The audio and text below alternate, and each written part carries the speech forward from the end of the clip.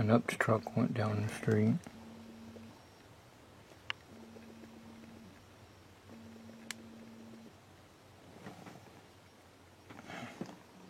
Thought maybe the people were back to do more work, but that wasn't the case.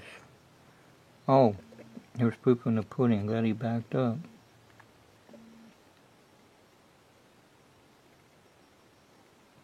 I was hoping he'd back up so I can bring back a time machine visually.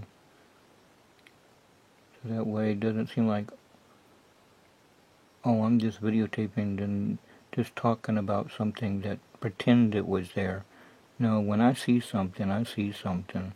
If I saw a government UFO cloak in and cloak out and I didn't get it on camera, I would recap it visually, step by step. Leave no stone unturned. If you can't get it on camera visually, recap it, talking it verbally about it, what you saw.